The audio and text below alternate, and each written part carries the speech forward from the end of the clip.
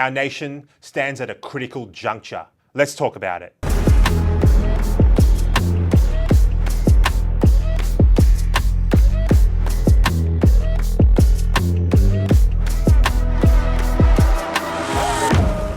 Will we choose to keep the jackboot of globalism firmly on our neck? Or will we choose freedom and rebirth? The choice is literally that serious, ladies and gents. Now, my hope is that Australians will rediscover the freedom that made us great in the very first place. And the greatest freedom is the freedom to be free from the government, with its endless regulation and its never-ending bureaucracy. I mean, since I grew up as a boy, I would imagine that through the parliaments of Australia, from the time I was 18, 19 years of age to now, there must be 10,000 new laws being passed. And I don't really think it's that much better place. And I'd like to make a suggestion to you, which I think would be far more useful. If you want to pass a new law, why don't you only do it when you've repealed an old one? I mean, this idea of just passing legislation, every time someone blinks is a nonsense. Nobody knows it, nobody understands it. You've got to be a lawyer, we've got books up to here, purely and simply to do the things we used to do. And every time you pass a law, you take somebody's privileges away from them. The alternative does not bear thinking about. The challenge, of course, is this. Too many Australians falsely, in my opinion, believe that the Liberal Party is the alternative to the Labor Party when they are nothing of the sort. Now, the ugly truth is that there is no serious difference between the two major parties. Any hint of difference is a mere illusion. Now, trust me, I know these people. For the past 3 years, I have worked with them, begrudgingly, of course. Sure, they may differ around the edges about how they would implement the same policies or about how they would sell the same policies to an unsuspecting electorate. But when you get to the heart of the issues, deep down, both the Labor Party and the Liberal Party leadership are peas in a globalist pod.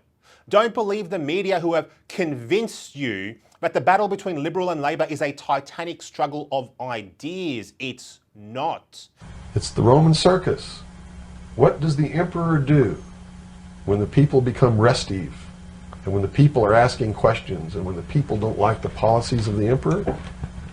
He sends them to the circus. He creates a circus. He builds a giant coliseum. And he begins to throw the Christians to the lions. And he has great chariot races and football games and basketball games, all to keep the idiots preoccupied with things that don't mean anything in the scheme of the entire world,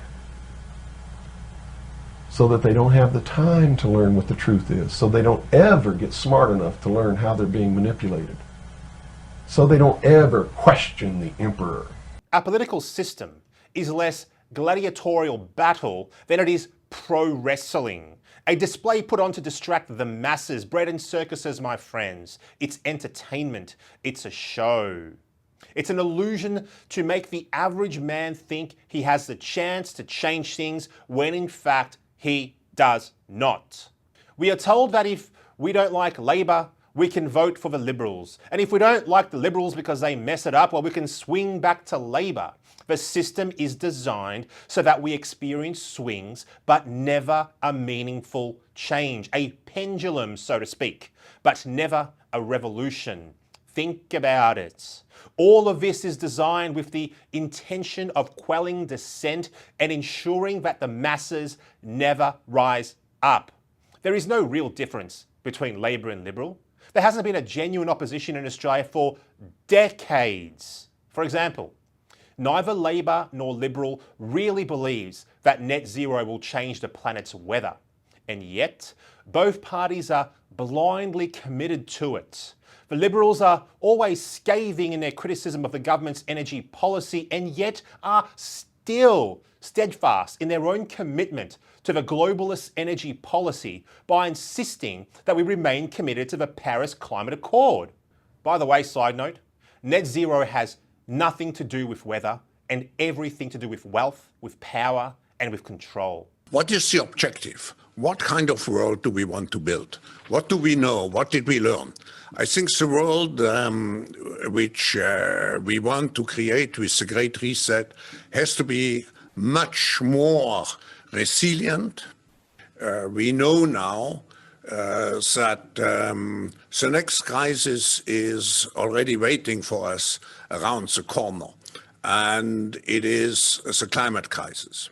Now, both parties will bankrupt our country in pursuit of something that they know is unreachable and irrelevant.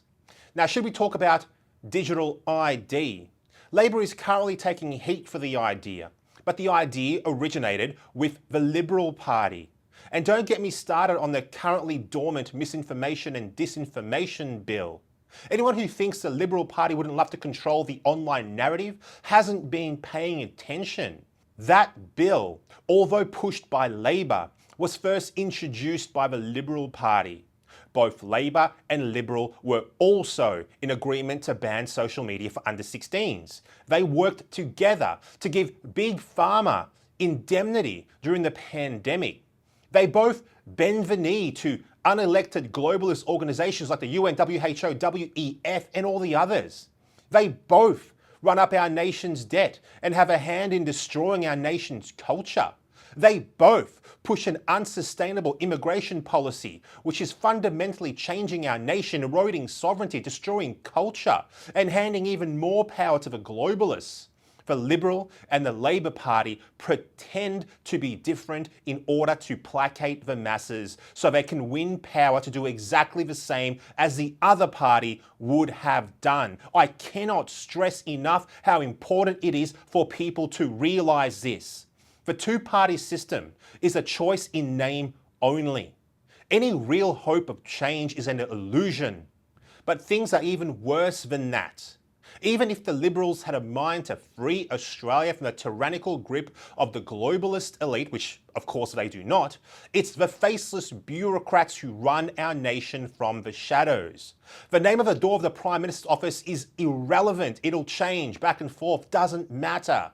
The key public servants who guide and massage the thinking of those who think they have power are never going anywhere. They're unelected and unaccountable. They'll never face you at the ballot box. We have all watched in awe as the mighty President Trump has entered the White House with hand-picked public servants to implement his agenda. Sadly, that is not how things work here in Australia. While the public can appoint a new government, the same old tired and ideological bureaucrats continue to rule the country with an iron fist from the shadows. They are never going anywhere. Government ministers from both sides of the divide care more about keeping their jobs, their status and their salaries than they do about you. If they really cared about you, if they did, they would make decisions that put Australia first, but they don't. They never do. Australia is always second or third in line, always. The next federal election is just a few years away and it is crucial to the future direction of our nation. But people are mistaken if they think voting for Liberal is the antidote for the affliction of Labor. Labor is Liberal and Liberal is Labor. Only the colour of their ties are different. If Australians want actual change, they must vote for disruptors, for people not wedded to the century-old two-party system that ensures that the more things change, the more they stay the same. You must vote for people like me, or nothing at all will ever change. Do you understand? I'm Senator Alphabet for United Australia Party.